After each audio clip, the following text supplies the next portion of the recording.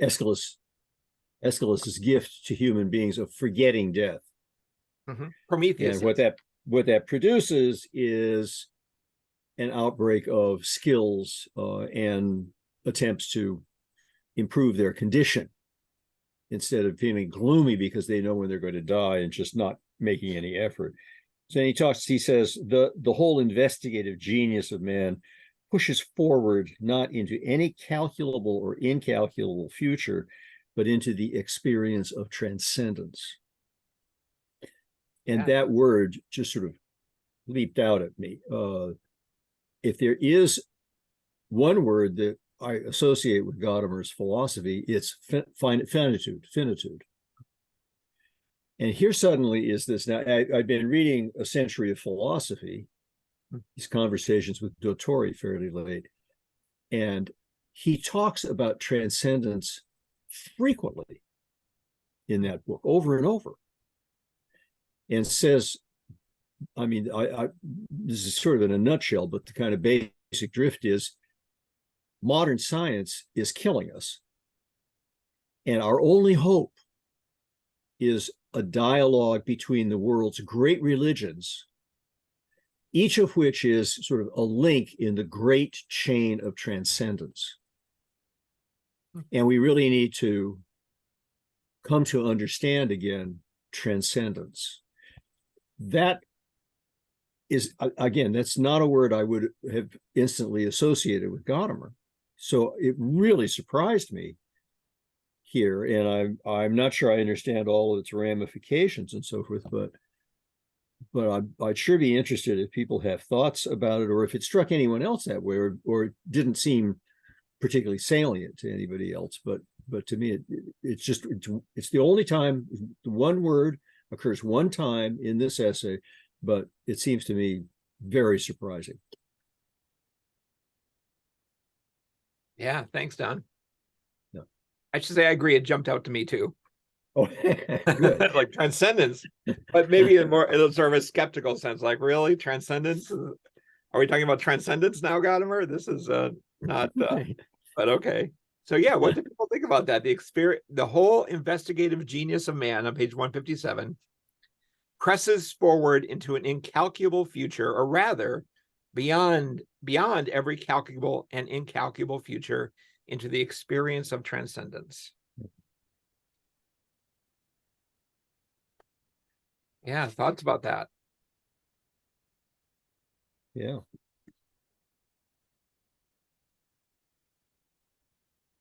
John, go ahead. Yeah, just a quick one here. I think what helps me is to keep in mind that Gadamer distinguishes between transcendence and transcendental. Yeah. So that's. Do you want to say more about the distinction? Well, I mean, traditionally, transcendence means that which goes beyond, and transcendental means that which is always in play, or it's in place. Yeah, transcendental is sort of like an ontological presupposition for what makes something possible. Yeah, what must be the case. Transcendental, yeah. So it's but transcendence, I think, is if we go back to the Greeks, though, what complicates the matter is that they did not. Interesting to hear about what Eric says about this about other religions, but they did not see the deity as a transcendent deity like was in the Jewish Christian tradition. It was very much present, but yet nevertheless there is a movement to, like Don mentioned, the finitude. There is a sort of a transcendence when we think and when we bring together in the moment, when we gather, within dialectic or something. There's always a transcendence there. I don't know if that helps, but Yeah, so because in dialogue, there's always the sense something more is going on. There's something more to be discovered, something more to be realized. There's that sense of transcendence. Mhm. Yeah, and I think the you know, of course, the big thing that came with Descartes, right, including Husserl, was this transcendental uh, subjectivity. It's also in Kant, and in a sense in Hegel as well, and subjectivism. And this is not, and I think, you know, the Christian tradition contributed somewhat or considerably to that. You know, Descartes jumps right from, you know, all this depends on the you know, the guarantee of God. Right. And so Yeah, Mhm. good. Yeah, Eric. Yeah, I wanted to play with Don and John's comments here on 157. I'm seeing this. So I'm trying to understand the sentence, because the way that Don and John, you guys were kind of indicating, is that transcendence has not yet happened, and that in realizing that there's this beyond every calculable and incalculable future, there is this metaphysical transcendence possible, represented by, say, Christianity or whatever. But I'm thinking, in that sentence, is he saying these things then provide for an experience of transcendence, or the fact that in every attempt to understand something, there's a remainder in which we can continue to understand even more, that is itself transcendence, right? Like a naturalist understanding of transcendence, or even I think of Levinas talking about like metaphor being transcendence, like trying to have a non-metaphysical concept of transcendence. Yeah. I agree that that's what he's saying, and the sentence. There's several sentences here that are really puzzling to me. I find the whole essay difficult because it really depends on, if I can put it this way, it depends not on sort of conceptual acuteness or argumentative skill. It depends on wisdom. I mean, on an insight into what human life is like. Okay, so on 157 earlier, he's talking about the myth of forgetting about our death, and says no reckoning with death is possible. Death can never be overcome. This forgetting of death is never a real forgetting or overcoming, but rather constitutes life itself. That the sense in which it's not a real forgetting or commitment, it constitutes life itself. And then he says, thus the whole thing pushes into transcendence. And I puzzle over that. I would really love to have that explained to me. All right, Cynthia, you're up. That's your cue. Yeah, I was wondering if it has to do with more the notion of transcendence within immanence, which is something Don was, I think, kind of hinting to, and Eric in that last discussion. But given what he goes on to talk about when he's highlighting distance, right, that the human being has this ability to have this distance and not be, you know, fully immersed in nature, and if that's kind of transcendence that he's, or if that's related to that concept at least. Uh-huh. yeah. Yeah. I agree with that. He refers to that later definitely in this essay. Exactly. Yeah. Niall. Yeah. Okay. My feeling was that it was when I came across it, Don, I thought it was it completely made sense that he would use transcendence at that moment, because he wants to talk. I think he's following Heidegger on this line, saying what we have is anxiety is an anxiety in the face of my being in the world. What is being in the world? It's care. And after being in time, care is replaced in the metaphysical foundations of logic. After being in time, with transcendence, where transcendence and freedom are seen as kind of coterminous with one another. So it's even in this the early 1930s, Heidegger says that anxiety is about being held out into the nothing. So I would say transcendence is this idea of being kind of pulled out or held out into the nothing, where the world is no thing and the self that is doing the transcending is also no thing. So I would see Mhm.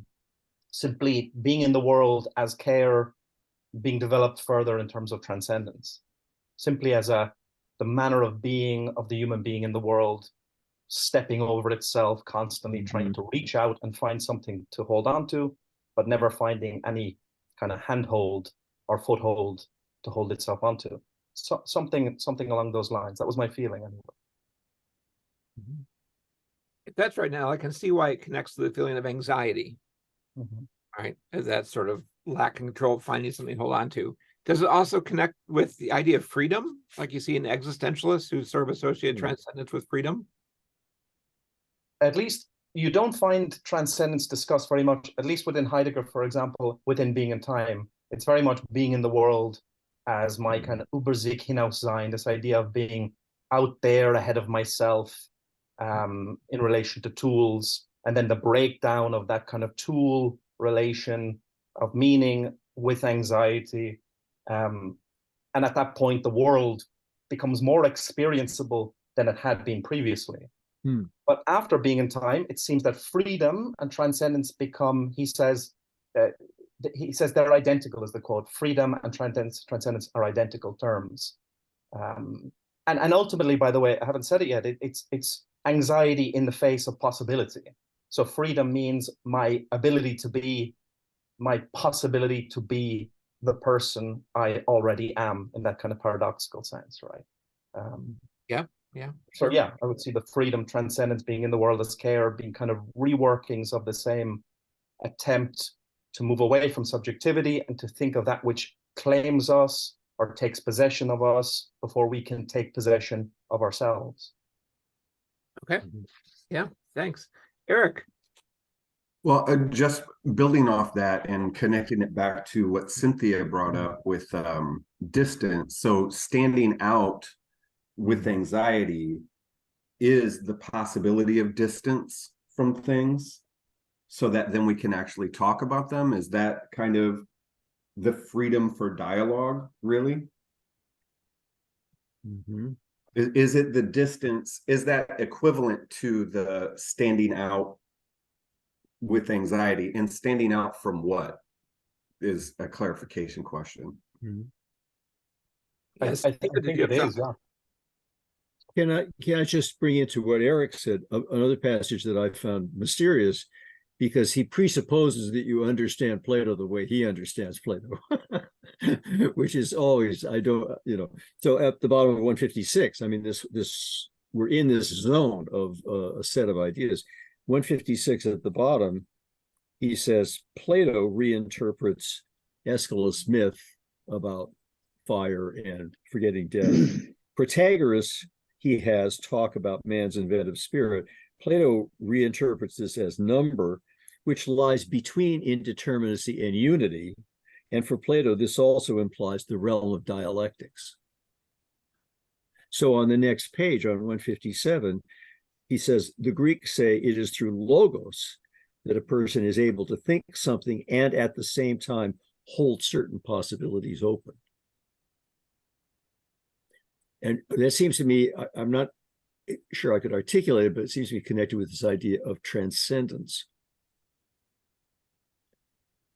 Sort of thinking something, but holding open possibilities. But that's frightening, Don, because then thinking just is anxiety, right? Like all thinking is just us being anxious.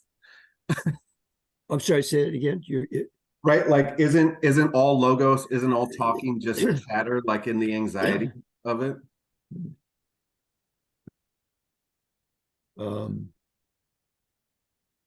I promise to think about that.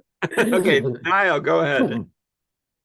I think that to that point, I think all thinking is not anxiety, but genuine philosophy is always and must always be rooted in a fundamental attunement. Be it anxiety, be it boredom, be it joy, some sort of access point is necessary for philosophy to be as authentic as it can be. It can't talk itself out of its fundamental attunement, something like that. So it's an anti-modernism at that point, right? It's not a kind of volitional abstention. It's not a methodological tool I use to suspend things. It's a kind of an undergoing of something that allows me to see things differently. But I was interested in the question of distance, even to Cynthia.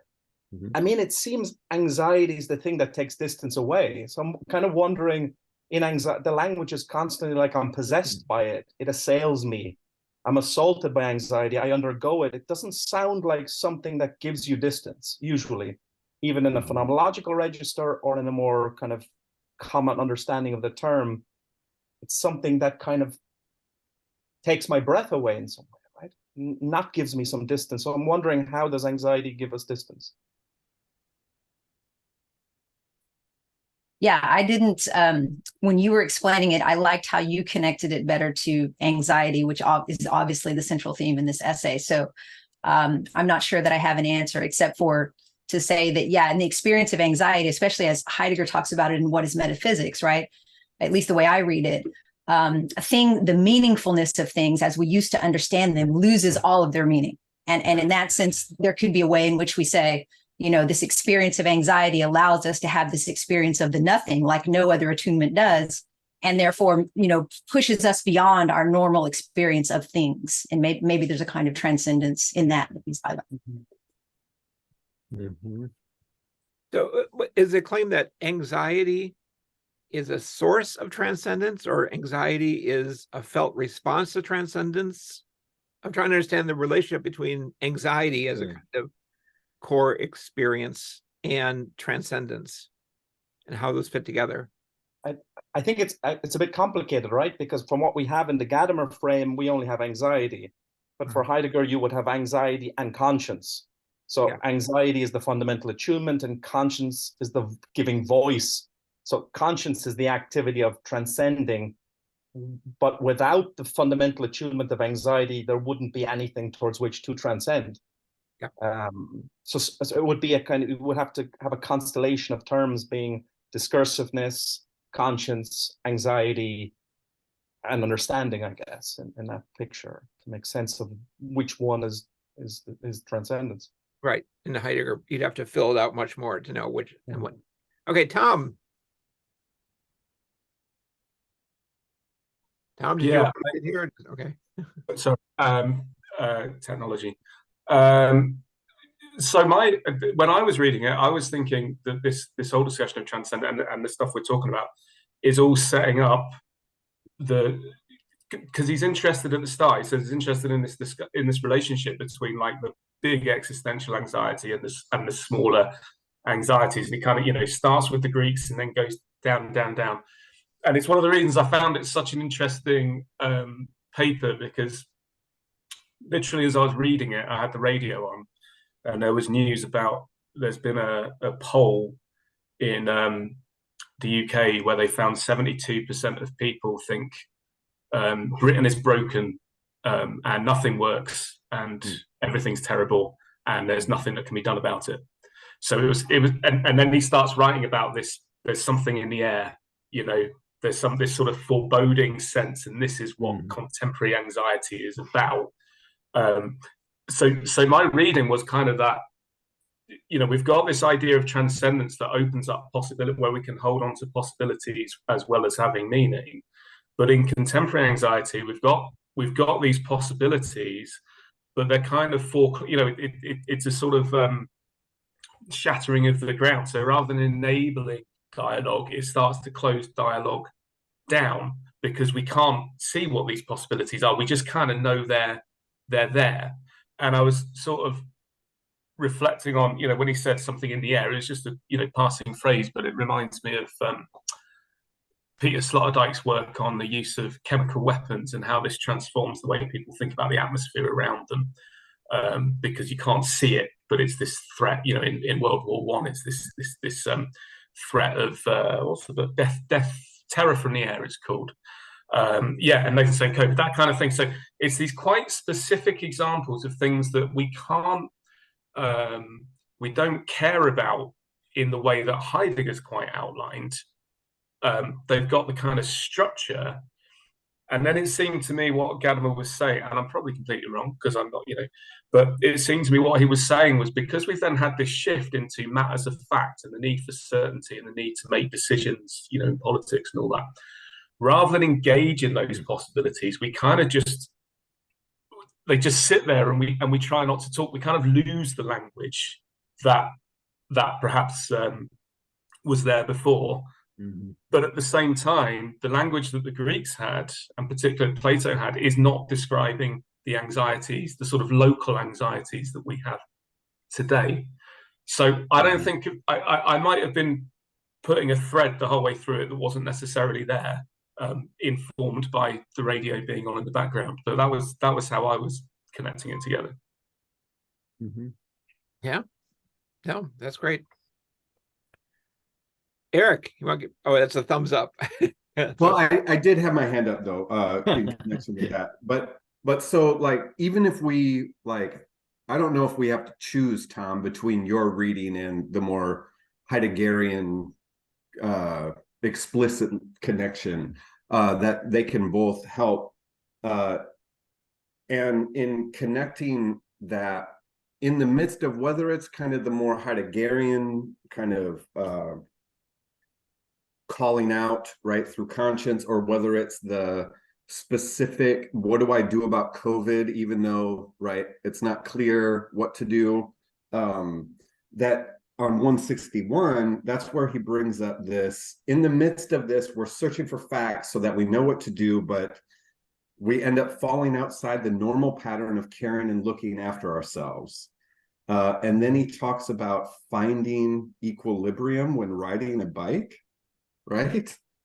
Mhm. So despite these things, we need equilibrium. That's the solution. Well, that's health. Yeah. Equilibrium is health. Can I just go back a little bit? Because it sort of come up. There's this question of distance, and on 157, I mean, these ideas are flowing into each other on 157, just one right after the other. So anxiety of life has given human beings a certain distance from things. Mhm. That is, the sense of our own potential non-existence gives us a sense of our distance from other things. How that works exactly, I'm not sure, but he then uses the phrase, it gives us a distance from our own self. And Heidegger, he says, saw in this the inauthenticity of an existence permanently absorbed in life, and contrasted with an authentic existence which is prepared to face anxiety. And then he adds, and this is Gadamer at his most, he's so quiet, he's so understated, but he says, but this inauthenticity also belongs to human nature, which is a quiet way of saying, you're wrong, Heidegger. You're wrong. Authenticity is not the only authentic way of human being. Inauthenticity, this engagement with the world, and an engagement which is required because of our distance from things. We don't have the instinctual adjustment that puts us at home in the world that animals have. Yeah, this is part of human nature. So maybe it's just me, but I thought he's correcting Heidegger here. He's saying Heidegger's wrong. He's missed something. Okay. I don't know that I saw that, but maybe you're right. I guess what I thought was authenticity and inauthenticity, authenticity and inauthenticity are only possible for human beings, given the kinds of beings we are. No other creature could be authentic or inauthentic. Yeah. And you may try to map those out by saying, well, when we're inauthentic, we're not fully human. We're following our instincts. We're not really reflecting. We're just, it's our animal state is taken over. We're not stepping back and really thinking about what we should do and who we are. And as if the inauthentic part is closer to a non-human part. And he wants to say, no, they both belong to a human part. But that you think counts as a critique of Heidegger. Or that's a different way of setting it up. So it's I don't know. We have a queue here. Niall, you want to get in here? Yeah, same topic. I agree, David. I wasn't so sure, Don, how it's a critique. So I would say for Heidegger, our humanity is more defined by inauthenticity than authenticity. More defined by irresoluteness than resoluteness. But anxiety, he says something somewhere, is like a strange calm, which is asleep underneath the surface. It's kind of lurking there, and we kind of have to get back to it, but can only do it momentarily. So it's not something that's sustainable for very long. And I don't even know if there's a value judgment about doing it makes you more human than less human. In some strange way, I think inauthenticity is deeply human for Heidegger. It's our being in the world. It's the Wegsein that is the other of Dasein, right? It's the being away as one of the most defining characteristics of the how I am in the world. So in that sense, maybe I'm misunderstanding you and how you understood Gadamer's critique. Oh. John Beach? Oh, you're muted, John. You unmute. John, can you Yeah, there we go. Good. I got it. Sorry. Yeah, I think that's a very good question that Don has asked. And I think it's sort of, there may be a sort of a difference in sort of emphasis here. And in being in time, of course,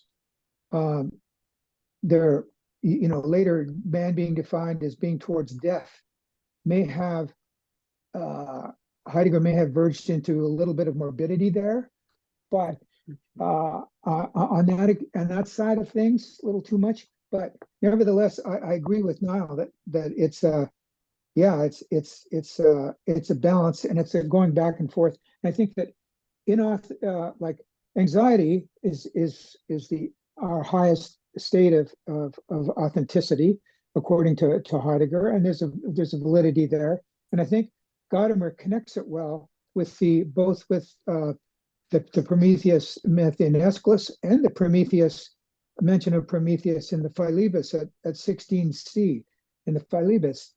And Plato sort of like both like like Prometheus and Aeschylus, like he's connected to the crafts and the doing things and making things and techne and so on.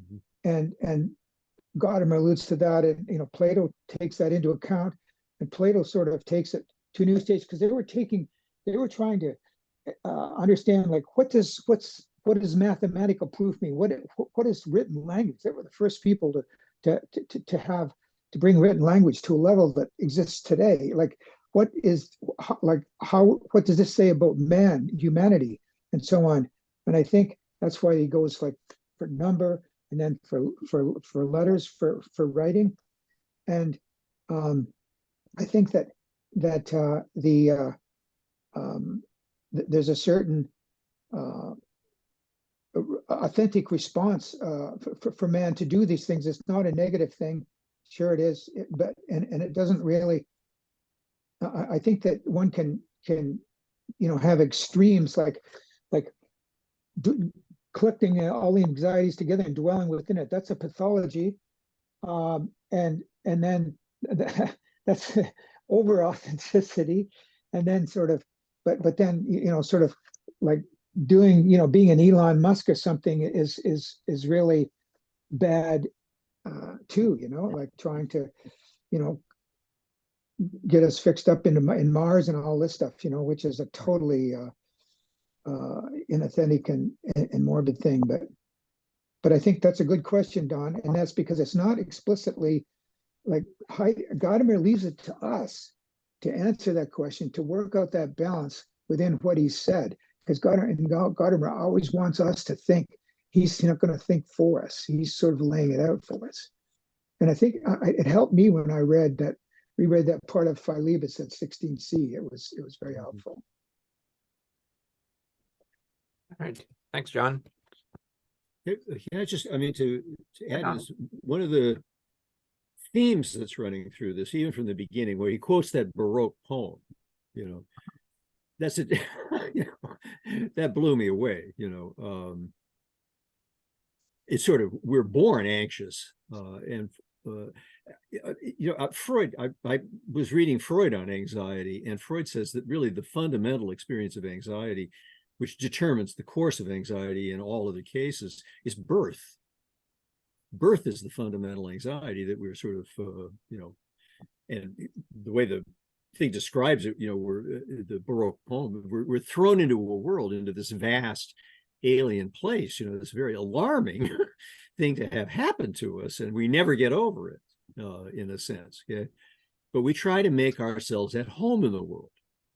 So he talks about Ungeheuer and Unheimlich and trying to be at home in the world. And on 159, he says, and again, I thought this is in a century of philosophy, this is transcendence is specifically connected with the religions. The religions as the great chain of experiences of transcendence. But he says on 159, the various religions have successfully provided a framework for the attempt to make ourselves at home in this way. That's the function of the religions, to make us feel at home. Human beings have found that, well, that was how they did it. Then along came science, okay? As he says on 158 and following, we live in an age of anxiety, okay? And the weird thing is that it is precisely science's attempt to achieve knowledge and certainty that makes us feel the need for more security. That's the kind of paradox he presents on 158. The need for security is intimately bound up with this urge to control everything, because things are never controlled, okay? And that theme then I think kind of runs through it. Dialogue, yes, all the scientists want are facts. So they don't want to talk to you, they just want to give you facts. And Gadamer says, not the right answer, not the right answer. But this is an anxiety peculiar to the modern world, okay? Coordinated with science, because it's this attempt, we need to feel at home in the world. And we're not at home in the world, in fact. Yeah, good. Let's go back and look at what he says about this fundamental anxiety, this core existential anxiety, how he describes it, so we can make sure we have that in front of us. And then we can think about how the modern world might exacerbate that or change it or bring it home. For example, in 153, at the beginning, he talks about he's talking about Heidegger, a fundamental disposition of humankind. And he says down near the bottom, anxiety is intimately connected with an impressive sense of constriction, with sudden exposure to the vastness and strangeness of the world. So that's why you're talking about, Don, with the birth, right? All of a sudden being thrown into this very foreign world, hostile, strange world, which we're no longer at home. And in 154, he says it describes the desire to be at home with oneself, secure from any threat of danger, surrounded by familiar. But it also points to the desire to escape abroad and break open from what is oppressive and constricting. Right? It raises the question, why is there something rather than nothing? Wasn't sure I saw that connection, but I can understand the feeling.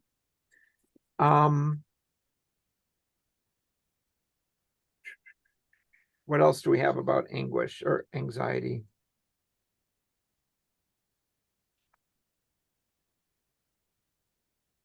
Well, it's here where he quotes Schelling from On the Essence of Human Freedom. I think Niall was talking about freedom. And Schelling in Bristol, okay. The anxiety of life drives the creature outside of its own center. Right. Which seems to anxiety pushes you toward transcendence. It takes you out of your own center into some open. Yeah. Yeah, right. Okay, Tom.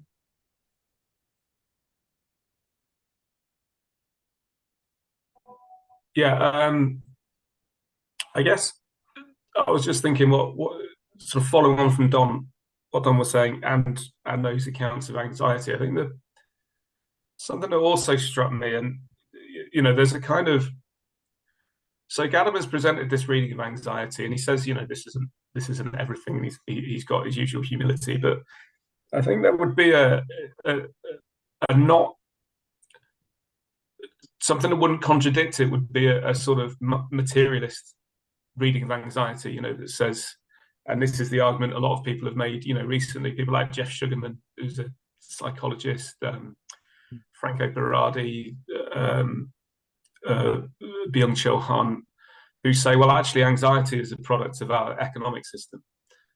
That's because it's the fundamental idea of neoliberalism is to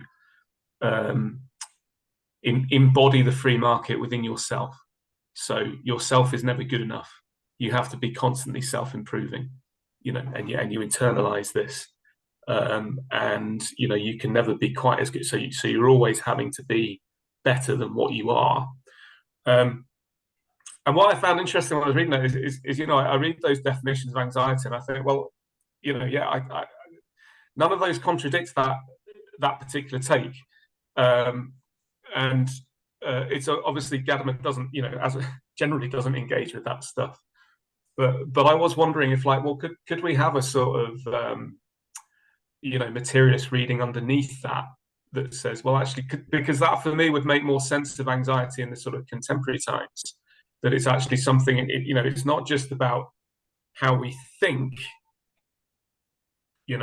in the kind of thinking about the storm and thinking about the air. It's actually about how we think about our day-to-day activities. It's interesting when they say matters of fact, because the whole concept of the fact, and I'm happy to be corrected on this, but the whole concept of a fact came about through bookkeeping, came about through economic transactions, because a fact was a localized truth and only made sense within a particular transaction. But because of double bookkeeping, you could carry that truth around with you. So it wasn't a law, in a scientific sense. It was something contextual, but also could be taken out of that context, which previously in economics they never had. So there's a lot of touch points, with a kind of economic reading. But I don't know if that offends the more like hardcore Gadamerians or not. But that's something, that's a direction I would love to see it go in. Yeah, that's great, Tom. That would certainly be worth trying to work out. Now, I think that's exactly, to stick with Tom's point, I think exactly that's why there is the turn to anxiety, right? Because it is not a thing. It cannot be calculated, it's impenetrable, it cannot be owned or possessed. It's not about value exchange. It's precisely against the imperialism of the open market. Anxiety, the analysis of anxiety is something completely alien to anything that can be fixed or reckoned or made sense of in that way, right? And I think that's the challenge. So I think that element is there. But I wanted to go back to the Schelling quote that Don referred to as the creature's driven outside its center. But usually when you're talking about anxiety, the other of anxiety is fleeing from anxiety, right? Talking myself out of being on the run from my anxiety as the other than turning towards my anxiety. So both of those movements, turning towards anxiety or being on the run from anxiety, is driving the creature outside of its center in different ways, right? So even if I try to flee from something, what am I fleeing towards? Heidegger would say the world. I'm fleeing towards the certitudes or objects or things in the world. When I turn towards anxiety, I'm also turning towards the world, strangely enough. I turn towards the world not as a set of tool possibilities, but as kind of an open horizon of possibility. So you're kind of left with that question of whether, does anxiety have a message? Is it trying to tell us something about how we live? That would seem to me, that's exactly when you put something like conscience and anxiety together. Anxiety is trying to tell us something. You have the same discussion around boredom, right? Deep boredom is trying to tell us something about our lives, that we need to change something about how we perceive things. So I'm wondering about that center, driven out towards the center. There are possibly two centers, right? The center that I'm driven out towards via anxiety, and also the center I'm driven out towards via fleeing from my anxiety, and how we can distinguish those things from one another. Yeah, thanks. That's a great question. I feel like for more existentialist philosophers like Sartre, the message of anxiety is freedom. right? That's where we're most aware, reminded of the fact that we are free, is that in that feeling of anxiety. But I don't know that Gadamer makes explicit what the message of anxiety here is. Eric.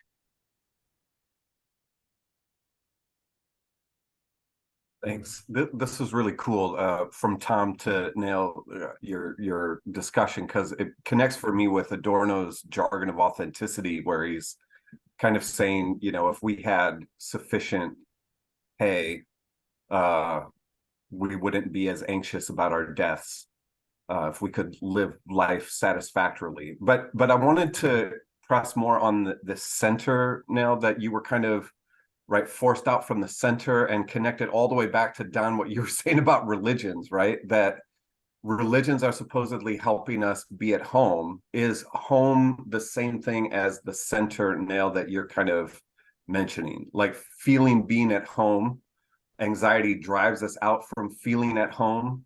Religions are a response to that, or religions are what kind of were helping us flee from realizing that we're not at home. And then, right, to connect to Tom, this is the neoliberalism that, right, the creature comforts that are available through the neoliberal paradigm that helps distract me from not really feeling at home.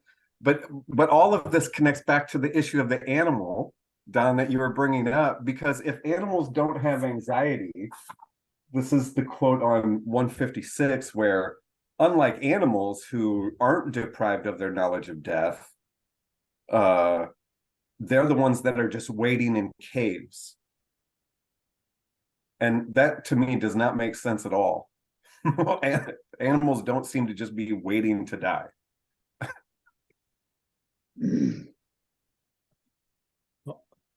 But in the myth, human beings are. It's human beings who are living in the caves. Yeah, and so is religion a cave, or is religion an answer to the? I think he thinks it's an answer to. Yeah, exactly. But go ahead. Somebody had his hand up. No, I think that's right. But Gadamer does make a strict distinction throughout his writings between humans and animals, non-linguistic animals, non-rational animals, in this case, non-anxious animals. And there isn't sort of a continuum here. Yeah. But John Beach, you had your hand up? Yeah. My sort of the fascinating discussion and my sort of take at this point is that anxiety is when we are confronting some truths, some facts like our own death, the unpredictability of it, and also the death of the world, which is imminent, which Gadamer pointed to in Reason in the Age of Science. If I just may briefly refer to it, he comes up with the premise of the movie Don't Look Up. He says, as we all are familiar with those matters, will say to us that it is no more certain than that the calculated collision of one of the great celestial bodies would bring about the cosmic end of this planet. And this is what he's saying about, essentially about global warming. Like it's coming, it's accelerating. So this is another thing that if we become really authentic, we'll be in if we're in anxiety, this is what we'll be thinking of.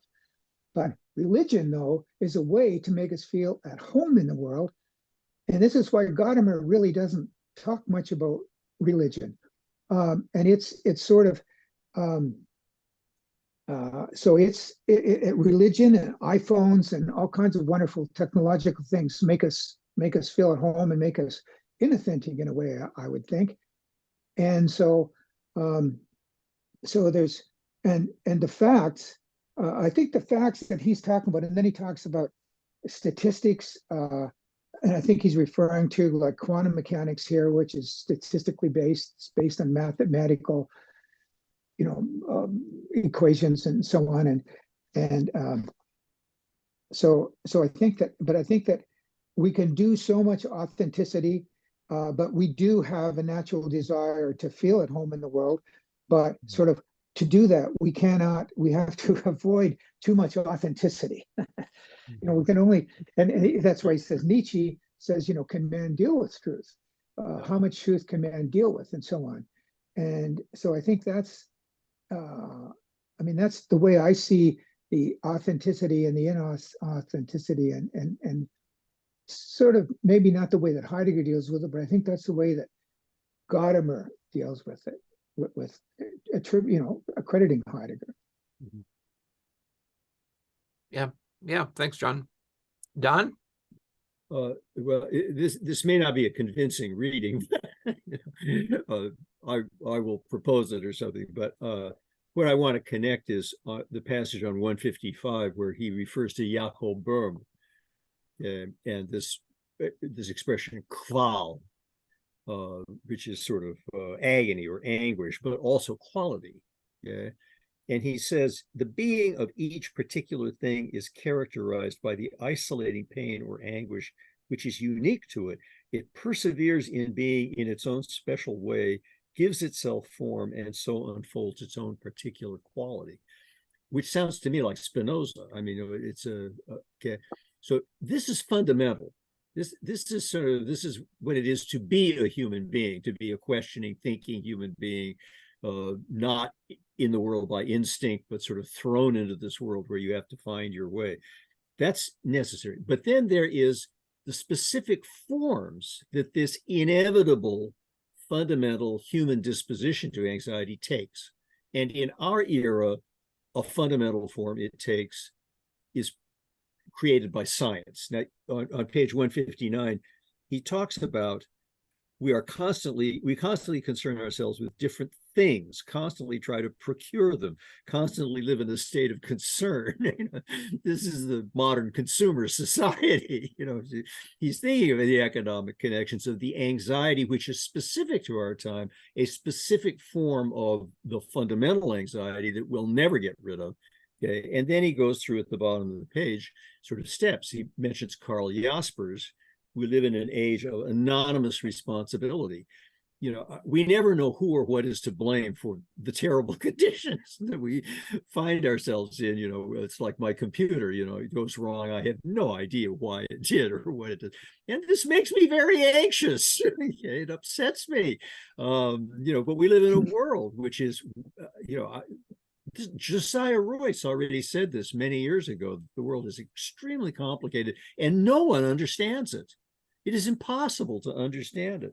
And the second point he makes is that science has dissolved the great religions, and supposedly we're going to live in a scientific manner, but you can't live in a scientific manner. It just isn't possible. And then he adds Nietzsche and says, and besides, it's a question whether we can bear the truth at all. Nietzsche sort of says, in the face of absolute hopelessness, we must learn to be resolute. What kind of advice is that? But so Gadamer is sort of trying to tease out the specific features that arise from the economic organization, the scientific method and its dominance that give a particularly powerful and specific anxiety to the modern age. But that's a transformation of something which is fundamental and we'll never lose as long as we're human. It is to have that anxiety is to be human. That's how I'm reading it. It may or may not be convincing, but anyway. Yeah, that strikes me as very plausible. Mm-hmm. Yeah, absolutely. Niall? I was struck as I was reading this essay by that famous Freud quote that the ego is not a master in its own house, right? And I think this idea of mastery, that's what anxiety gives us in some way, right? And the religions also give us. Religion is not about self-mastery. If anything, it's about kind of self-emptying or self-humbling moments where calculation and reckoning and mastery is not what is on offer. And I think that's what anxiety gives as well. I think you're right, Don. There's a sense in which anxiety, it gives us this singularizing principle, right? Something that makes me what I am, or who I am, I should say. Who I am in how I am. Something like that, rather than the what question. Because the what question is always connected to a thing, right? So rather, the manner of my existence is given its individuation or its singularization in the experience of anxiety that I try to then subsequently articulate by speaking about it, through discursiveness or conversation with other people.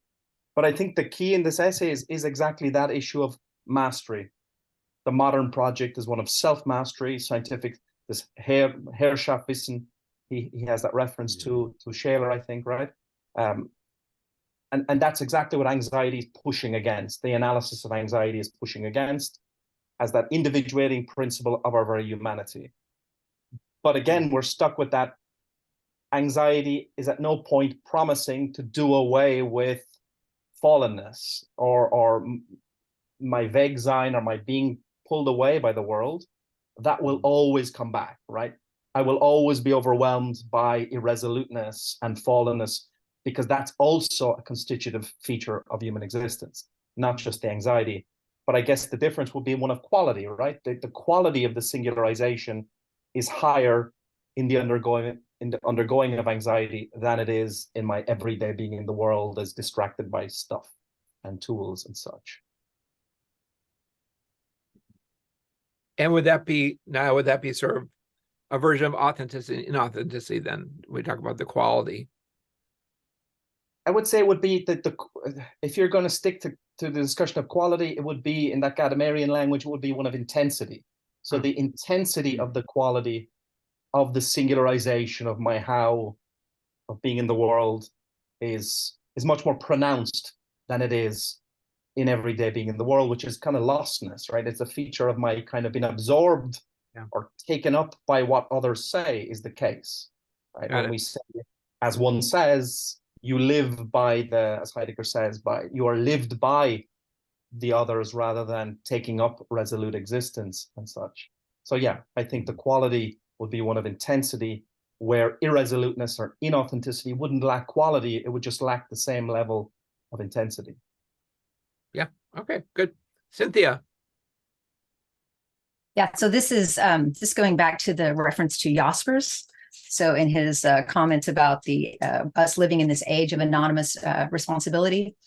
Yeah, so one of the things that maybe worries me a little bit is, while I see all of this true, that we don't have control over all of the things that he talks about. We often don't know who to point to in terms of responsibility, et cetera.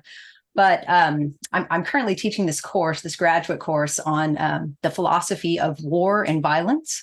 And so we're reading a lot of Arendt, we're reading Jaspers. I just finished reading, Jaspers' book on the question of German guilt. And he's very strongly working through, who is responsible and who's, what's the difference between these different kinds of notions of talking about guilt and responsibility. And so there's a part of me that's a little bit like worried that,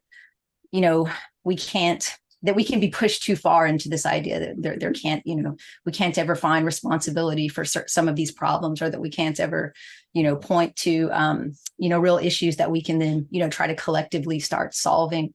Not necessarily saying that Gadamer is, pushing us in that direction, but just, it reminded me because I've just read this Jaspers, and he very strongly is trying to work through, different notions of responsibility, like political responsibility, moral responsibility, legal responsibility, and something that he calls metaphysical. Well, actually, he uses the term guilt, which don't ask me to try to explain that right now. But it's, I don't know. It was just something, especially when we're saying that anxiety can help us to, I think we're saying, maybe become more free.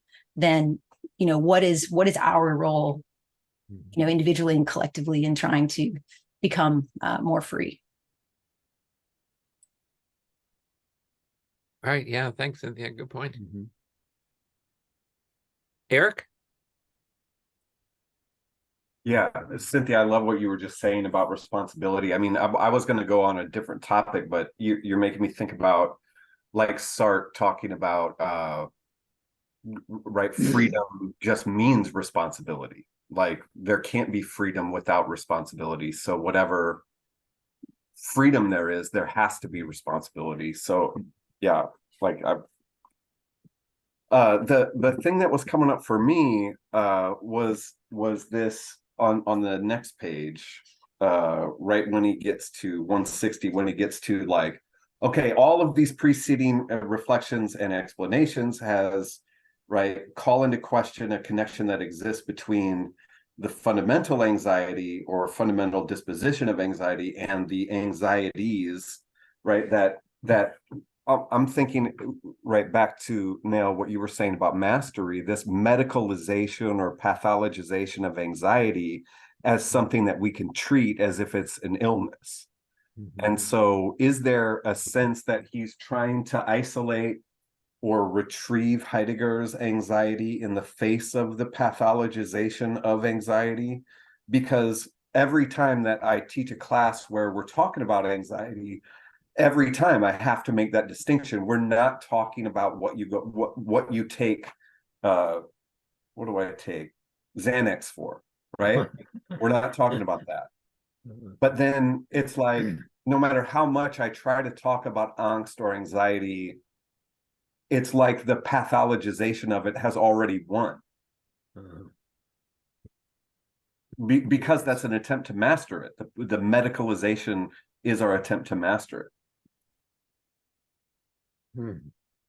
Now, There is a very, very nice line in Being in Time where Heidegger says, only because I'm anxious at the core of my being can I have sweaty palms, or can it exhibit itself through my physical, that's from my bodiliness, right? So there's a sense in which he feels anxiety is at the core of my being before it's something that's exhibited in a bodily way. So I think that's you're right. I think, Eric, he's trying to mobilize that Heideggerian move against masterability and reckoning. But I was interested in, Cynthia, to say more, because it seems responsibility, it's definitely connected to guilt, right? The Schuldigsein, the question of Unschuld being innocence, and Schuldigsein being something that's more indebted, right? So when we talk about anxiety forcing Dasein to see itself as a kind of a no thing, right? As a no thing replete with possibilities, that's about our indebtedness to the nothing, right? That I am not a thing, and therefore I have to actualize possibilities which are different from every other thing. And that means I am indebted to possibility. So it's not guilt or responsibility, it's what Heidegger terms answerability. And I was even thinking of the conversation model in Gadamer must have this responsibility, right? We respond to a question that always precedes us, that assails us, that makes us think about something before we ever actually realize that we have an opinion we're already being addressed. And that's a type of, I don't know, indebtedness towards the conversation that precedes us even, right? And that's a different type of guilt, right? Than the one maybe Jaspers also wants to put his finger on. So there's a few things about guilt and responsibility in different registers which might be relevant here. I don't know, Cynthia, if you. Yeah, no, that's a great point. I guess what I was wrestling with is how does this notion that he brings up explicitly from Jaspers, this age of anonymous responsibility, how does that relate to our own responsibility, not only to our own freedom, but to these issues that he's saying we can't point to and say, so, there's this is what's responsible for. I'm imagining he's thinking about different crises. Now, he doesn't mention anything like, World War II or, National Socialism or those kinds of, things, which strikes me as a strange absence. But nonetheless, things like he does in other places highlight, the climate crisis. So these things where it's really hard to say, well, you are responsible, which is, I would agree with him. We can't do that. But nonetheless, what is our responsibility to those things?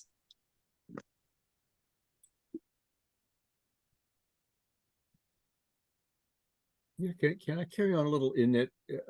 I hope in that direction. I'm trying to connect up, but it's really the last couple of pages where he begins to ask the question that's implicit in the title: anxiety and anxieties. The sort of fundamental anxiety, which is a human disposition, and then there are anxieties. And the specific question that one wonders about is, how is it that the fundamental disposition on 160 says the fundamental disposition and all the anxieties in their different forms constitute our lived existence? What's the relation between these? And in particular, when is it sick? Because anxiety is not itself an illness, he says. Everyone agrees that anxiety is not itself an illness. So how does it become an illness? In what sense does it become an illness? And here I think he's making suggestions to doctors or something with some diffidence, necessarily with diffidence, I'm not a doctor, but it is that we should not see anxiety as, we shouldn't have a set of norms for behavior. And then when people don't meet these norms, they're anxious. And so we give them a pill so that they'll fit into these norms. He's saying, no, what happens here is the patient is the one who decides he's having trouble living his life and comes to the doctor to seek help. And now the doctor asks him, and how do you feel? What is your condition? What is wrong? And in other essays, he makes this clear, a dialogue has to ensue. This is something different from just coming and the doctor treats you. You have to be engaged. And I think that's where he's kind of going at the end a little bit.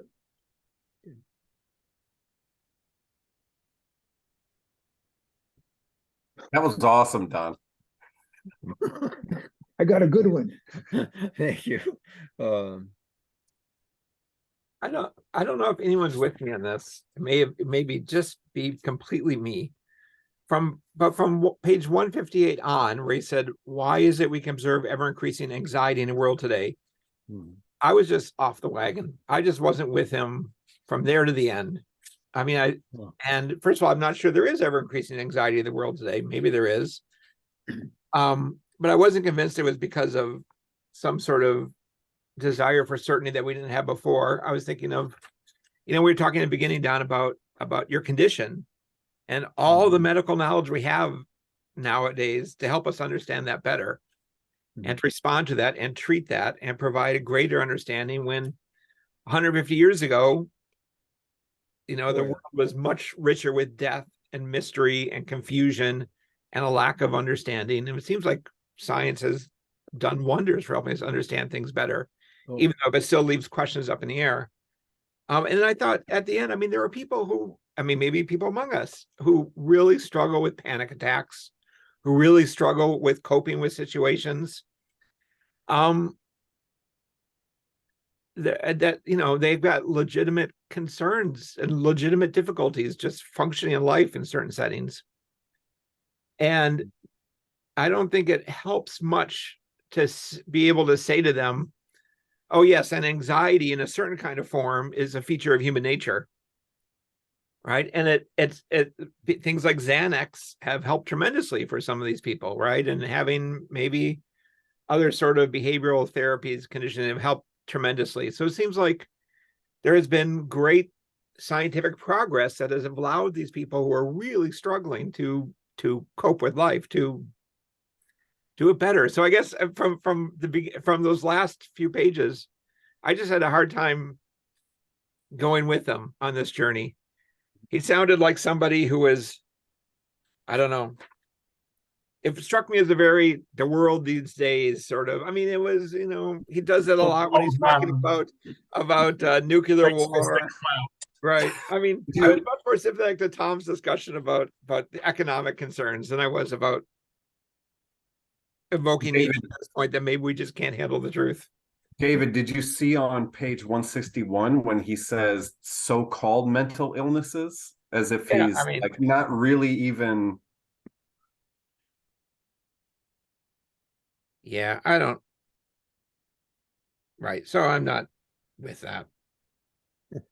And then I gotta say, so I already was, and maybe I'm just alone with this. And then so when he turned to equilibrium, I just thought, oh, we're going back to Galen now. This is like the sort of the classicist, the good old days when it was all about balance, or something like some sort of metaphysical principle of illness and health. And but I can, that'll be my rant for today. I am alone. I can be alone in this. I'll just be quiet and call on Tom. Tom, go ahead. I kind of get what you're saying.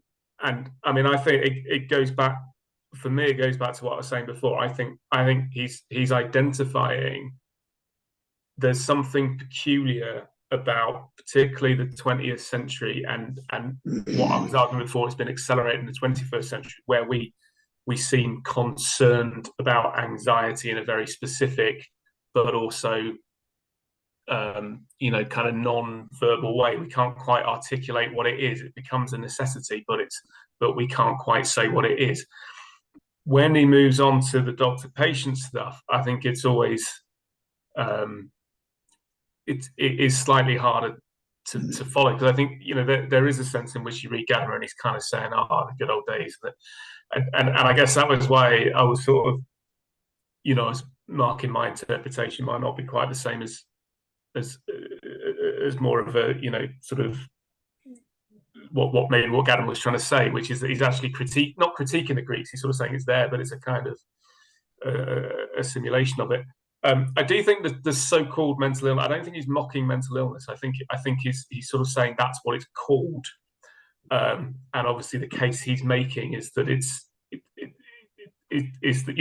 I think he's sort of highlighting it as something that is used to dismiss it, or so almost the opposite, but we could dispute that. I do think as well, when he talks about when he moves into the mental stuff,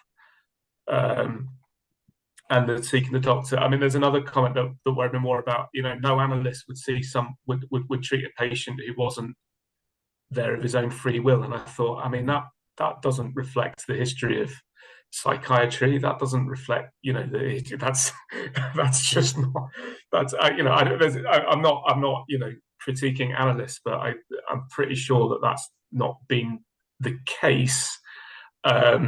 And I guess what I feel is that last bit where you're saying, David, you lost it. It feels like he just goes through things very, very quickly. He takes 3 pages to say something that actually needs to be unpacked, perhaps for a bit more. And perhaps that's just the time space. But then I also quite like that, because he's leaving open, it gives space for us to interpret it and situate it in our own, in our own settings. Yeah, fair enough. I see that. Niall. I don't want to be an apologist for Gadamer, but I think that when you read The Enigma of Health in the round, right, there does seem to be a kind of an awareness as a man of a certain age that he is a massive beneficiary of technology. So he's not, there is that kind of backward looking side to him when he talks about proportion and harmony. But I think he thinks that technology in some way, before the diagnosis is given, subsequent to the conversation that the physician has with you, that you're more than likely to be sent for a battery of tests. And that was his own experience, that he was being sent before the physician would engage this question and answer. But he does say that he has benefited massively from technology. So I think it's a little bit more complicated. I don't think this essay, there's not great analysis in this essay. There isn't kind of detailed analysis. So I don't see the virtue that others do, as much the virtue that others do, that in fact he invites us in to make sense of it ourselves. I would like to hear him say a little bit more about so many things in the essay, but it's kind of short, and you have to wonder what kind of audience it was being pitched at, right? The question I had was about is there a way for us to talk about anxiety and anxieties that does not lead to a type of mastery? So is that simply a conversation? Is the conversation the answer to the question, what is a better way of dealing with anxieties? It just doesn't seem clear that he gives us a good response to that. What would be a better way of speaking or hearing or listening to someone who's suffering from anxieties? Mastery and putting it into some sort of I don't know, some diagnostic manual doesn't seem to be what he's. And I think Tom's point is really well made about think of coercive psychiatric practice is precisely part of the problem that makes Gadamer's point really weak in some way. But so the question, is there a better way of speaking about anxiety, of giving voice to anxiety, that is not mastery? Could you talk about artworks? Could you talk about poetry? Could you talk about different forms of therapy which give voice to anxiety in a non-mastering manner? Yeah, good questions. John Beach. Yes, yes. I'm gonna present you guys with a challenge, and please respond however you want. But I would say that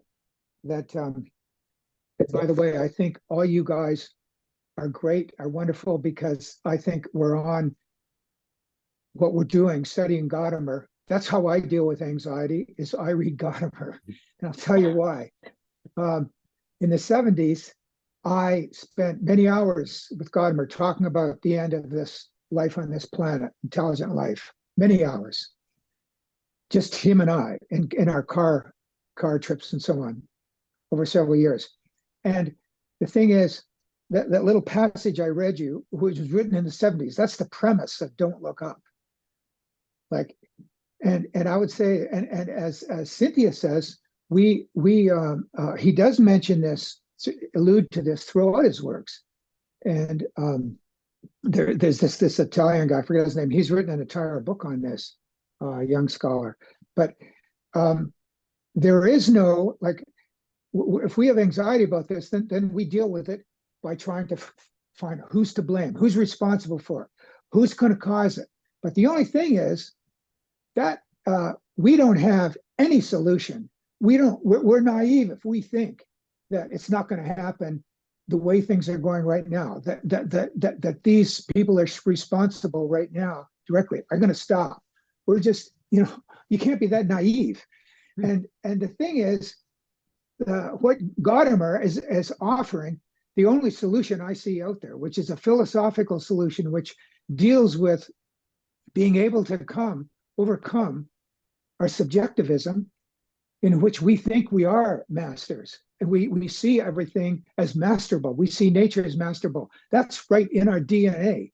I mean, that's how reality, that's already how our consciousness receives it before we even get to think about it.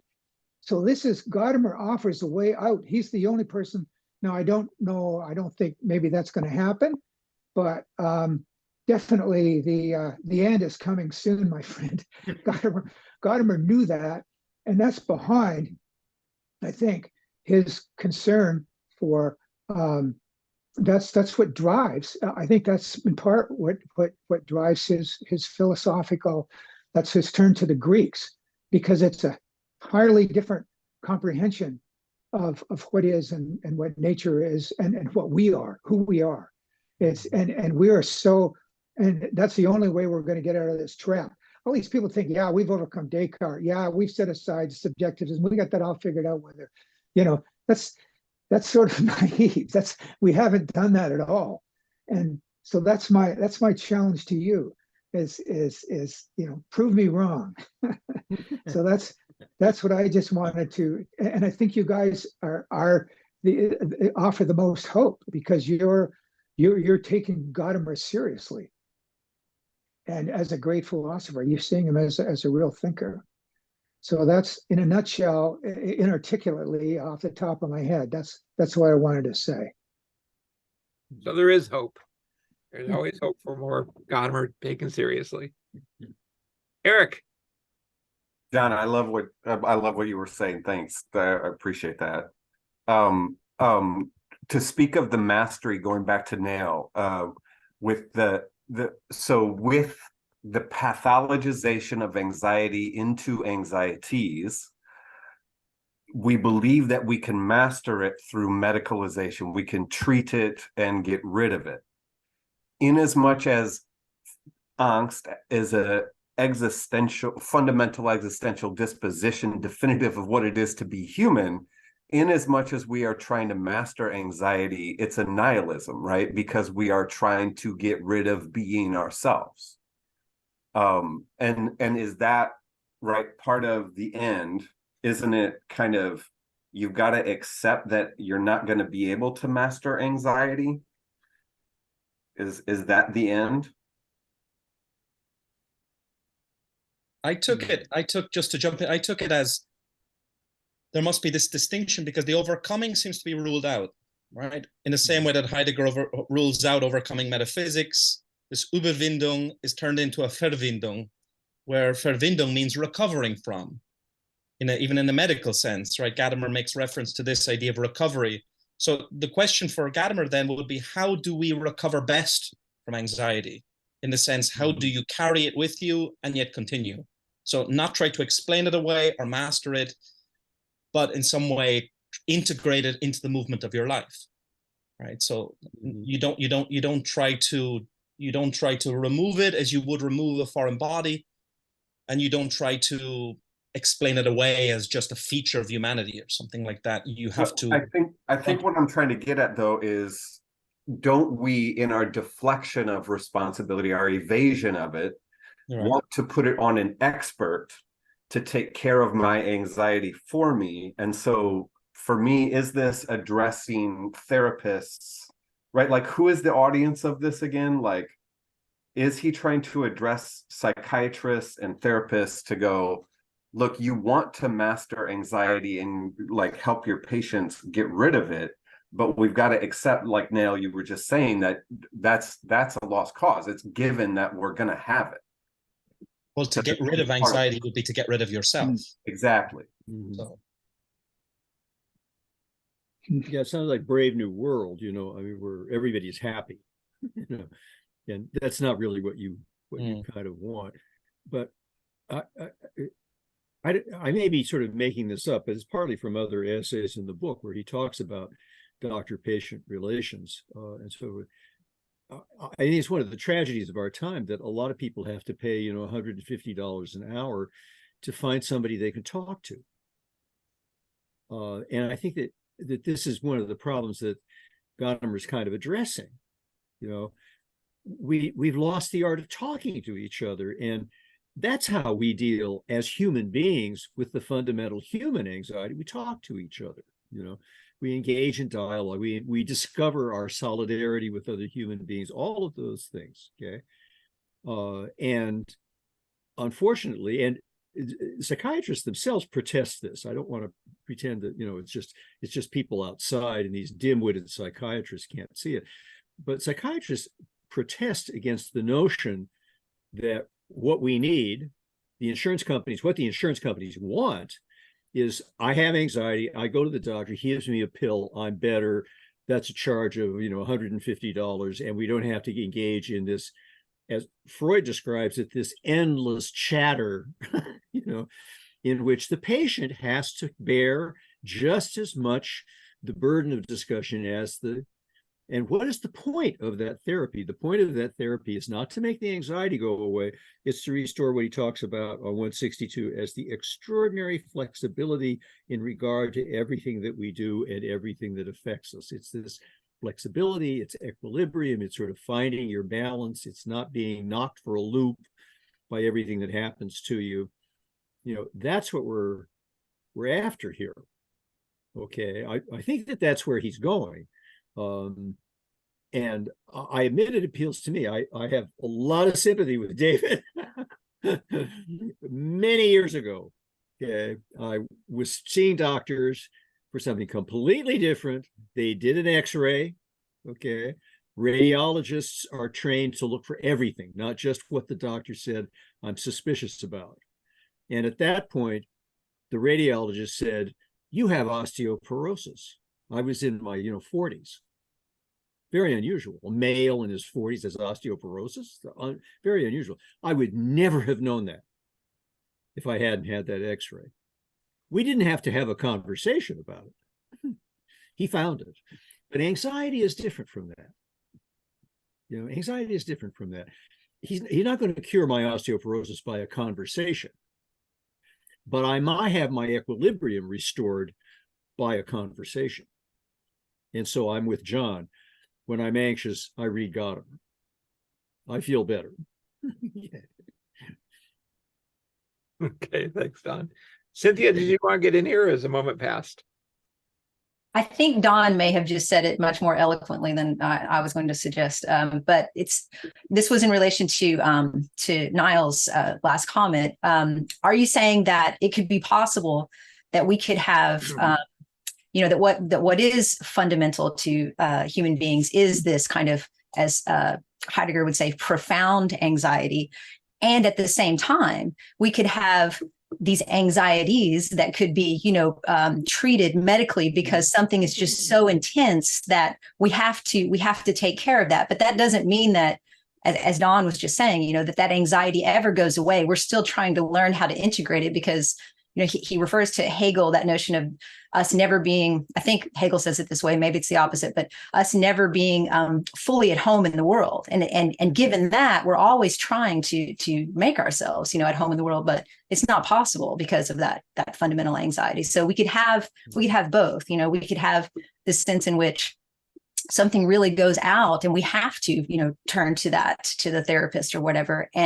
But it's never just the idea that, okay, this is going to solve all your problems. You may need medication for a long time or whatever. And that's nothing to be ashamed of or feel bad about, but that will never, the goal is not that, okay, now we've taken completely care of this anxiety, the profound anxiety that he's talking about. Yep. Thanks. Tom. I mean, I might have lost a bit of the thread of the conversation somewhere, but because I don't, or I might just have not read the reading very well, but I didn't get the sense, Gadamer's saying scientific knowledge and medical knowledge is all, distrustful. And any more than I don't think he's saying that you deal with anxiety just by talking. That's very much about the way one becomes a patient, and becomes aware of their lack. I guess I read it perhaps a bit more simplistically, which is there's anxiety and there's anxiety, right? And there's the anxiety that, like Niall was saying, we try and master, whether it's the clinician or whether it's the patient, in try to sort of overcome. And I was thinking of something like, so in the UK, they like to prescribe CBT. I don't know how popular it is in the States or in where other colleagues are from, cognitive behavioral therapy. And basically the idea of that is that you just come to accept it. But in coming to accept that it's there, you kind of it stops being a problem. And it's rubbish. Like it doesn't really work, but it's cheap because it's just talking. So it gets prescribed. It gets prescribed a lot. But yeah, I mean, for me, it's kind of there's the sort of open anxiety, which is related to the sort of hermeneutic character of existence. And then Gadamer has this idea of equilibrium, which I think, like David, I'm a bit suspect of, but he does make clear it's a kind of temporal thing. It comes suddenly. It doesn't stay. He doesn't say it stays. I know he's talking about riding a bike, but there's this sense that it kind of comes and goes a bit, Well, at least there was for me.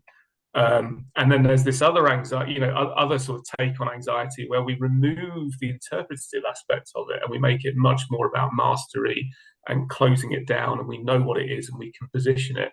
And I think, like I said, I think that's how I was reading it. That he's trying to sort of rescue the first or highlight the first, and play down the second, because I mean it's like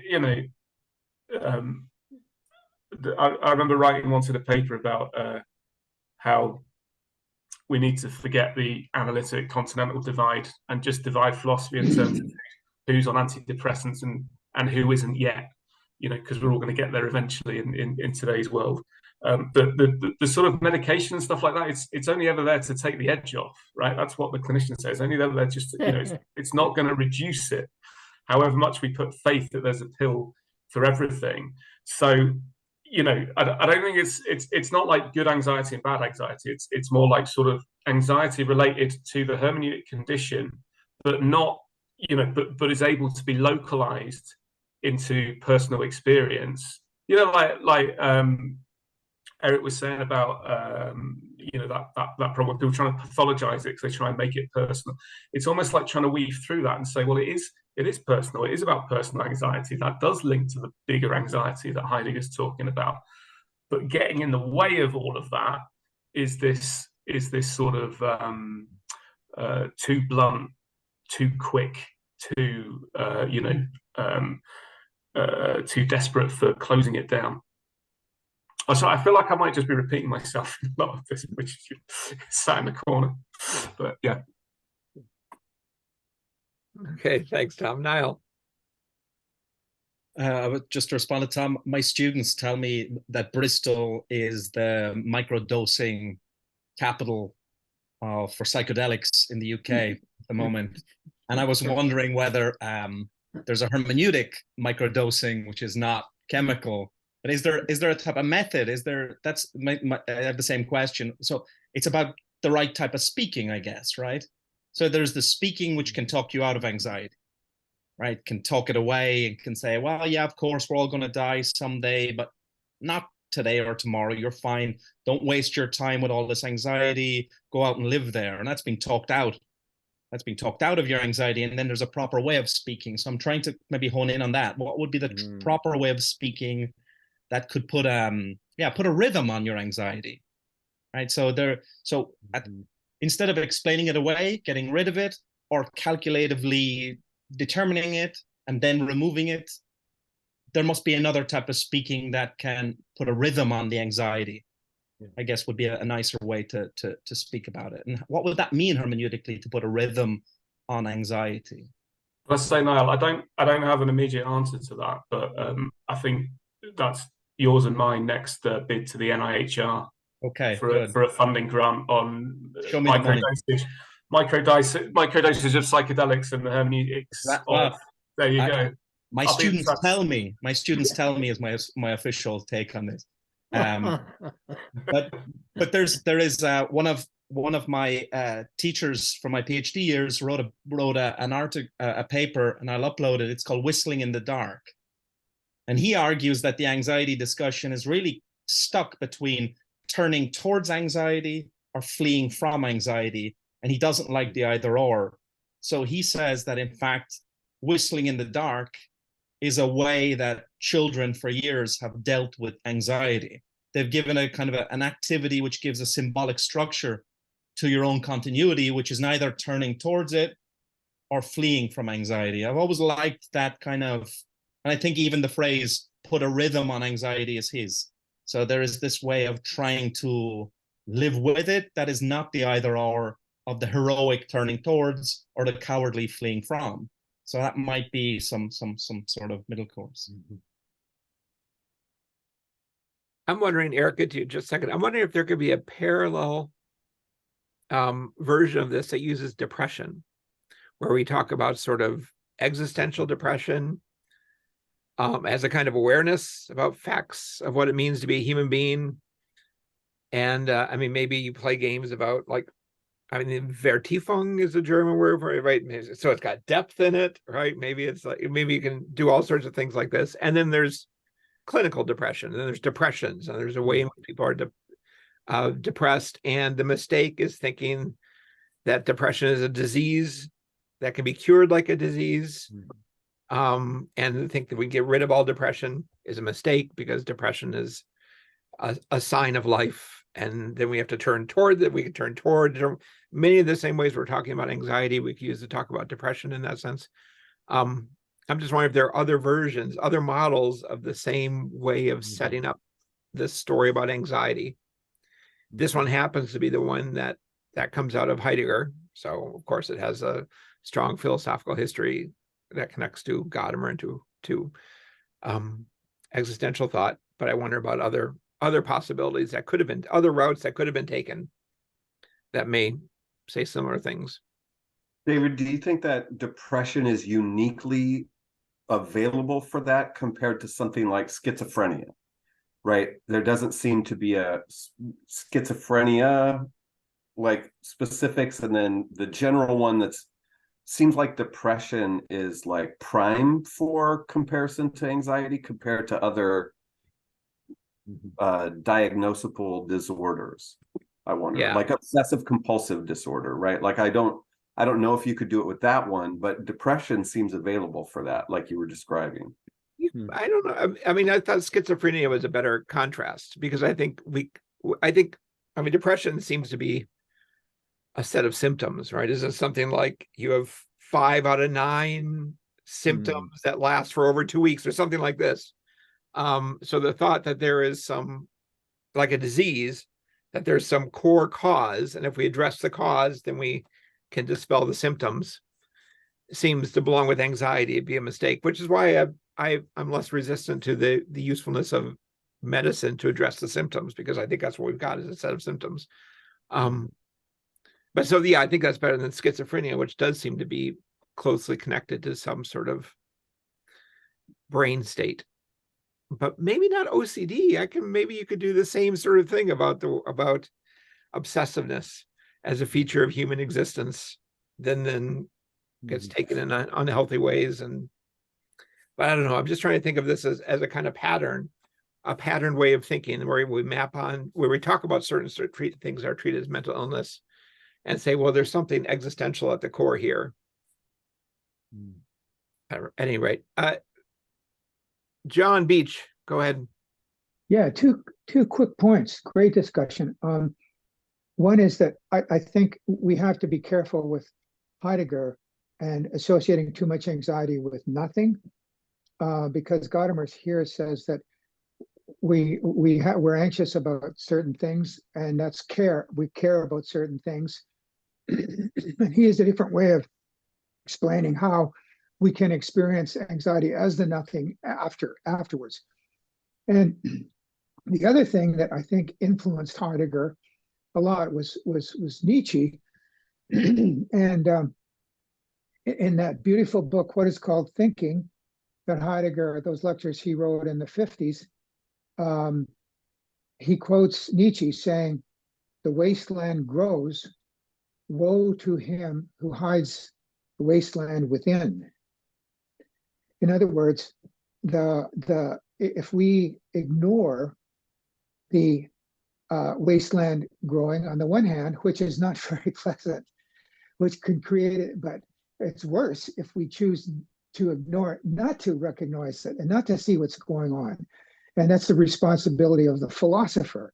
So there's a balance. I mean, anxiety we never get rid of, but there's a very positive, I think anxiety is associated with very positive things, is giving concern and trying to solve certain aporia, certain involved in dialogue and dialectic and talking about things, thinking philosophically. I think that is associated with problems. So yeah, that so I think that, like Nietzsche expresses that dualism, that sort of paradox of anxiety. The wasteland grows, woe to him who has the wasteland within, and we are seeing today the wasteland grow. Okay. Yeah. Well, just 2 short points. One is I'm an amateur, so I give myself an excuse or something, but I'm surprised nobody's mentioned Kierkegaard.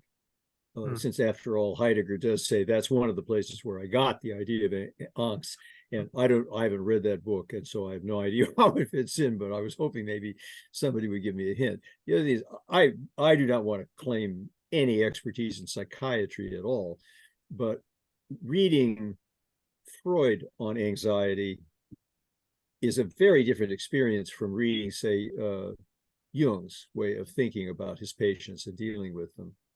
And Freud is trying to find the cause, which is repressed. And once it's unrepressed, then the symptom will resolve itself. It will go away. Anxiety produces a symptom. And now if we dissolve the anxiety, we dissolve the symptom. Okay. And Jung's sense of doing things like drawing pictures, trying to become aware of your own, trying to overcome the domination of rationality, get in touch with deeper sources of energy and existence. Okay. He really is trying to help the patients find a way to live a more balanced life. Okay, that seems to be the function of the therapy in a very condensed way. So there may be, I don't know all the varieties of therapy and psychiatry on offer today. I'm sure psychiatrists think about this all the time.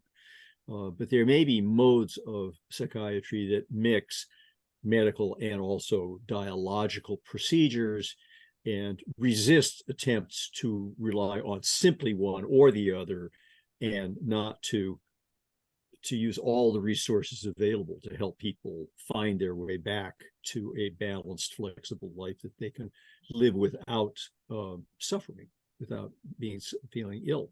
Yeah.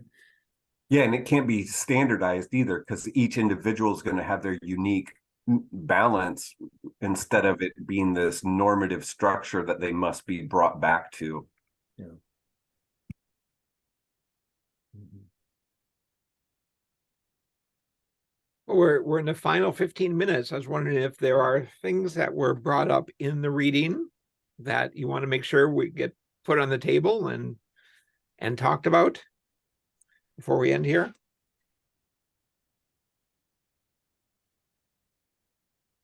Okay, I've got Tim, what one do you got? thing I'd like to mention is that I recently read the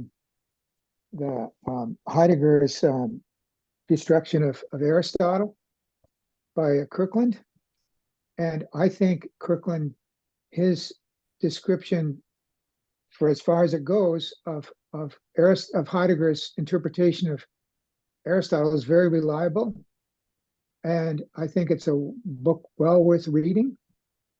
And the other thing is, I love to be with you at the conference, but for the last couple of years, for health considerations, I've not. That's why I haven't been there. So I just wanted to say that, mention that. Yeah. And Niall, maybe you would. I think, have you read it yet, Niall? That book, Sean No, I haven't Kirkland's. read it yet, but I have it. I have it to read. It looks great. Yeah, I think it's he's fantastic. He's great. Yeah. Thanks Well, for I could offer one other question that puzzled me. Maybe there's a simple answer and I'm just missing it.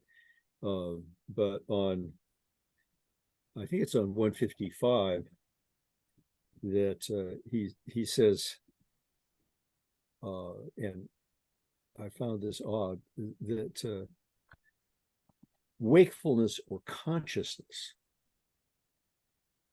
is what we call wakeful or consciousness is closely connected. Well, he says consciousness is connected to the acceptance of death. The miracle of conscious life, this is Heraclitus talking about, showed that the miracle of conscious life is inextricably bound up with the acceptance of death. And it sounded to me like there was a lot behind that. And I look at it and I think, what? How so?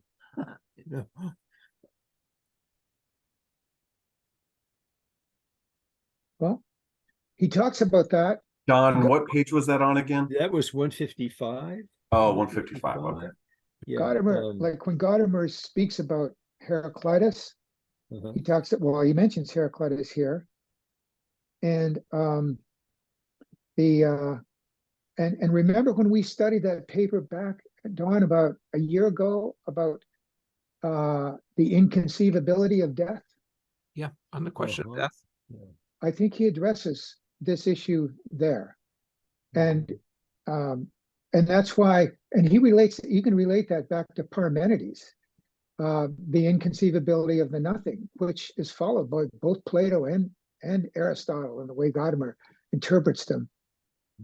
And that's why the nothing, Heidegger's sort of thing on the nothing, especially in what's called metaphysics, is not something that Gadamer agrees with at all.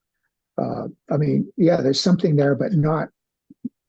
That's a problem that Gadamer says that's inconceivable. Heidegger's off base on that. Anyway, I don't know if that helps.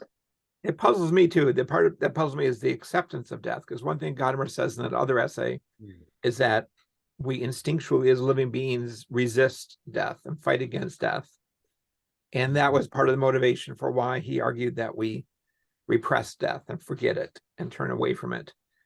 So I'm surprised that it says the miracle of conscious life is inextricably bound up with the acceptance of death, as opposed to the rebellion against death.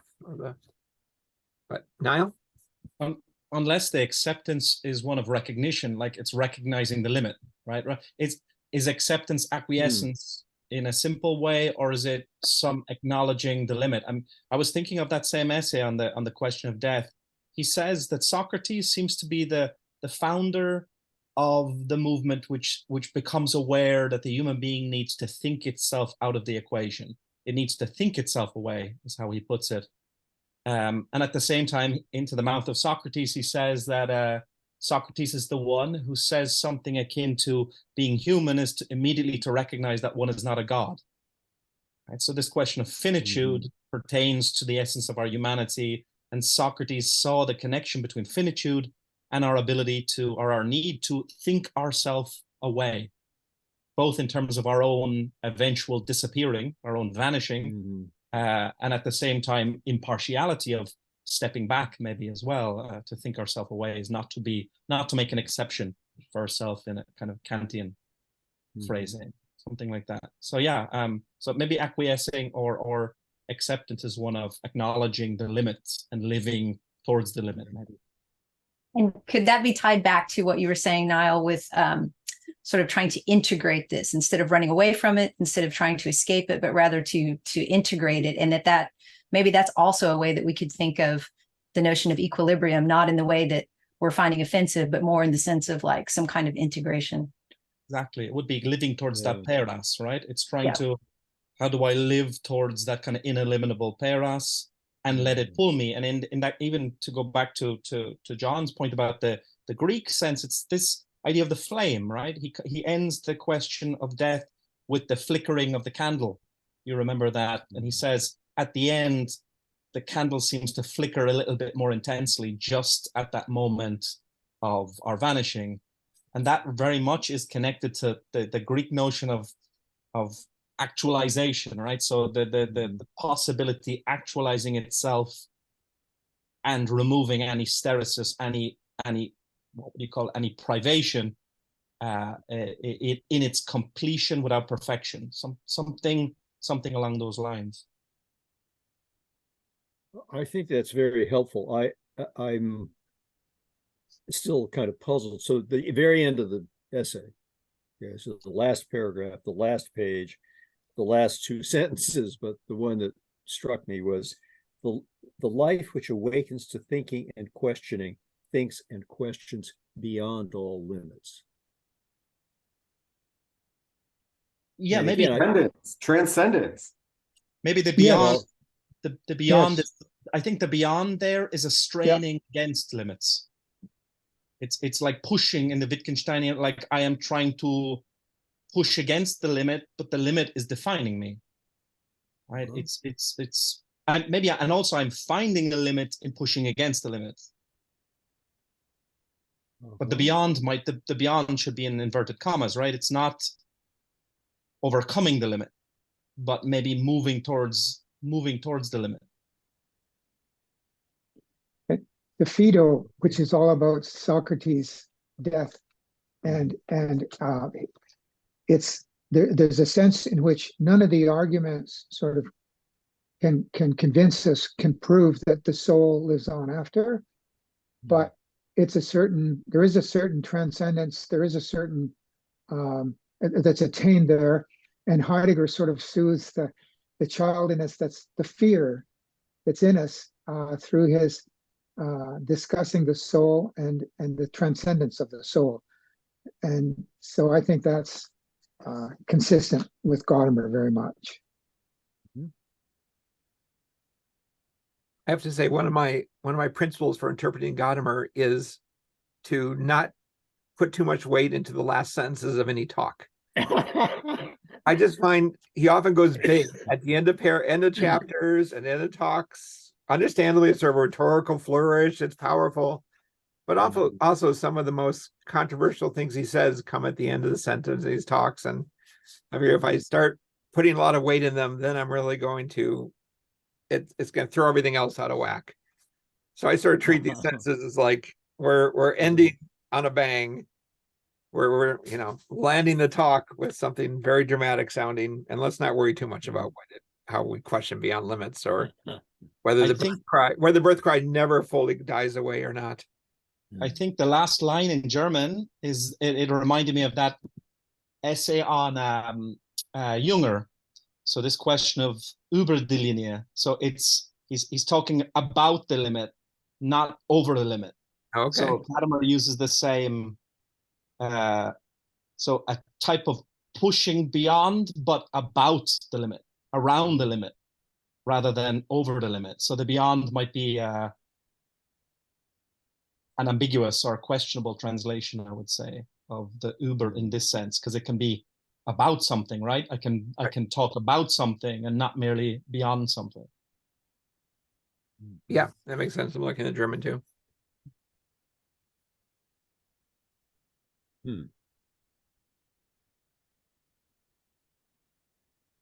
Any other final thoughts?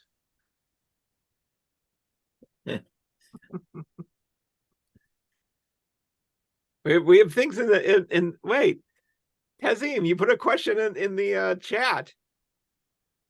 Can we talk about it? Puzzled by the reference to care?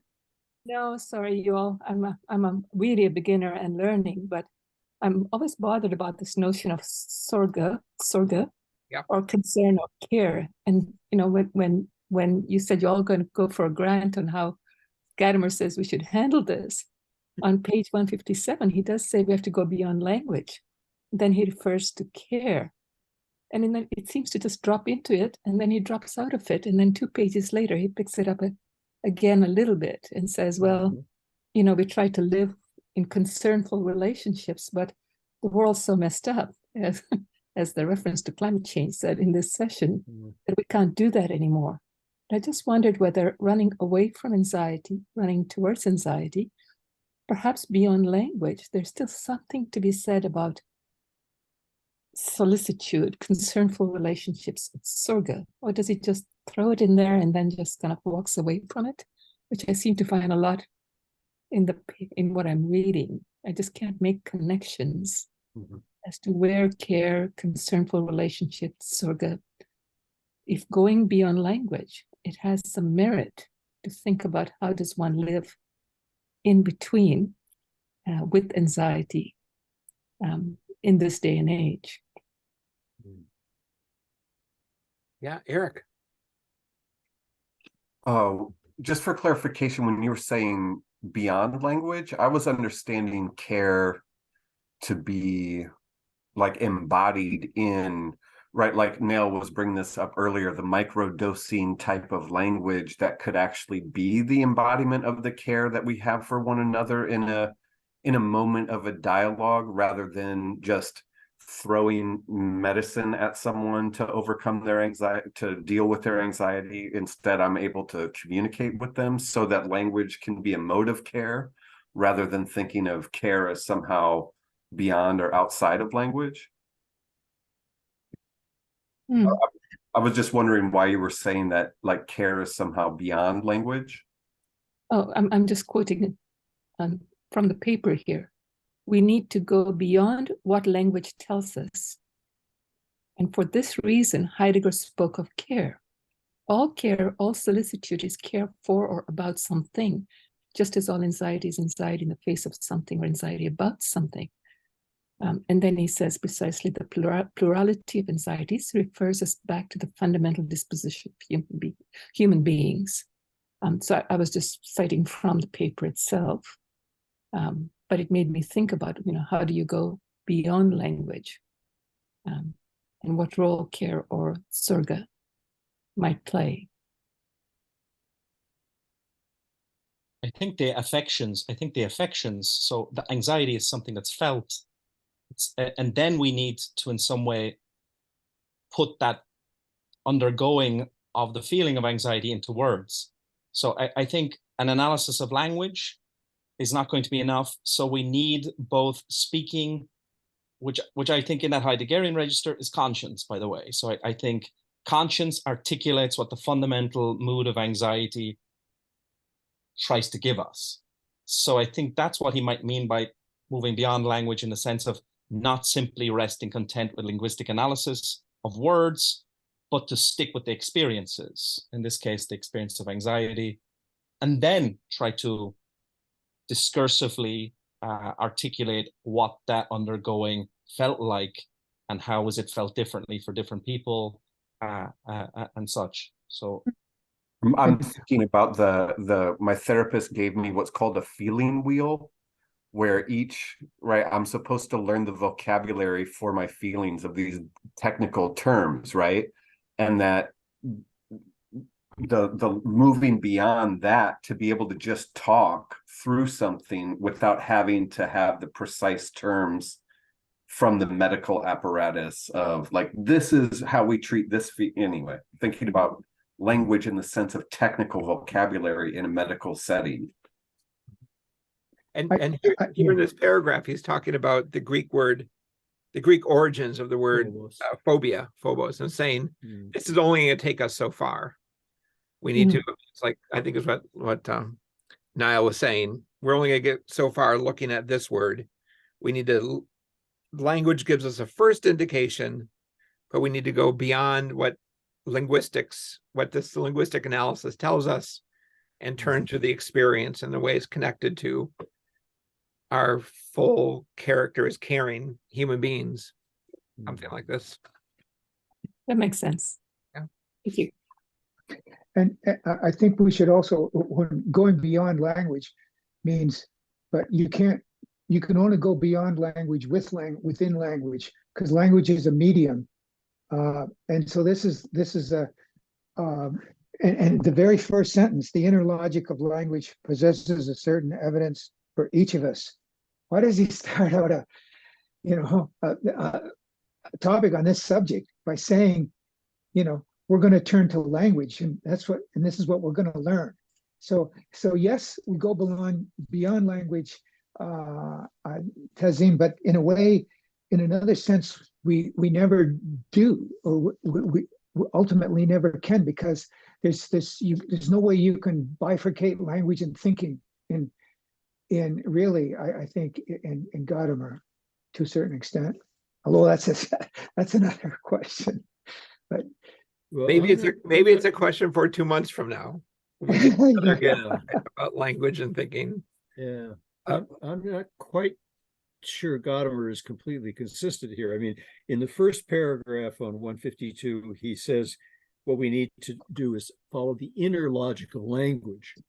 And then he starts doing it. He picks out terms like ungeheimlich, unheimlich, ungeheue, and you think, okay, he's doing that. And then on 154, at the bottom, he says, language itself does not give us the grounds for following Kierkegaard and Heidegger in characterizing anxiety proper.